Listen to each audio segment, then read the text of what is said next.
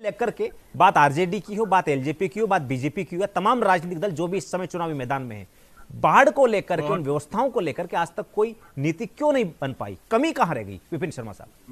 मैं राकेश जी आपके इस सवाल की बहुत तारीफ करूंगा, क्योंकि मैं कई चर्चाओं में बैठा हूं और बिहार चुनाव पे खासतौर पे हम लोग बड़े बहस, बड़ी चर्चाओं में हम लोगों ने अपने विचार रखे हैं आगे। लेकिन आपने जो ये सवाल उठाया है, मुद्दा यही है। देखिए कि जब तक आप अगर दोनों बातों की तुलना करूंगा। अगर आप बिहार की बात करें तो यहाँ पर बाढ़ की जो स्थिति बनती है और ये इस पे कोई समाधान निकल नहीं पाया। वहीं आप मुंबई की बात बोलें कि बारिश होती है और वहां पर पूरे शहर जो है उसमें डूब जाता है। वाटर लॉगिंग जब होती है, पूरी मुंबई जो माया नगरी जिसको कहते हैं, सिटी मैक्सिमम कहते हैं, फाइनेंशियल कैपिटल कहते हैं हिंदुस्तान का, तो वो एकाएक जिंदगी बिल्कुल थम जाती है वहां पर और कोई समाधान नहीं। कहने को वहां बीएमसी भी है, हर तरह के आपकी सरकारी तंत्र है, तो लेकिन समाधान कोई निकाल नहीं पाता।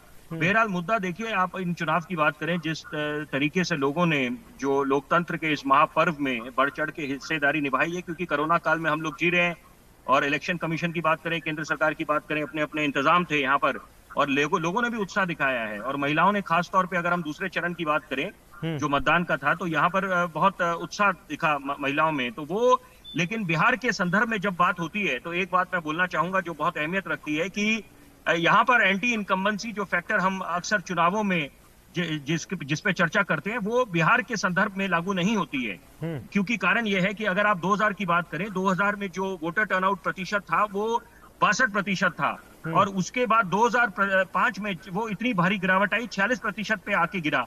और तब भी वो अक्सर अमूमन ऐसा देखा जाता है, जब लोग बढ़ चढ़ के हिस्सा ज्यादा लेते हैं लोकतंत्र के महापर्व में, तो वो जो सत्ता पक्ष है उसके खिलाफ वोट होता है। लेकिन वहां पर लालू के खिलाफ वोट था, लेकिन तब भी लोग कम आए। तो इसलिए ये सीधा इससे अर्थ ये नहीं निकलता कि लोग वोटर टर्नआउट पे ज्यादा निकलेंगे या कम निकलेंगे, तो उससे आप किसी निष्कर्ष पे निकल पाए, खासतौर पे बिहार के संदर्भ में।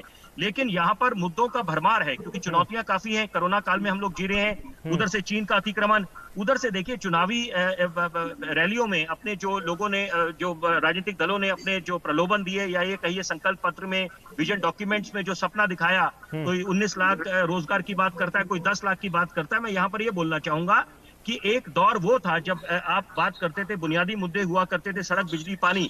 अब लोगों को विकास की परिभाषा सही मायने में समझ आती है। 2020 है, 21वीं सदी है और बिहार वासी बहुत इनकी जो इतने सक्षम है, जो इनका जो पोटेंशियल है, वो दुनिया के सामने जग जाहिर है। आईपीएस, आईएएस डॉक्टर्स की बात करें, जिस भारी संख्या में ये लोग आते हैं, तो वो अपने आप में किसी से कम नहीं। बहुत महत्वपूर्ण विषय कहा है, बहुत महत्वपूर्ण बात कही है।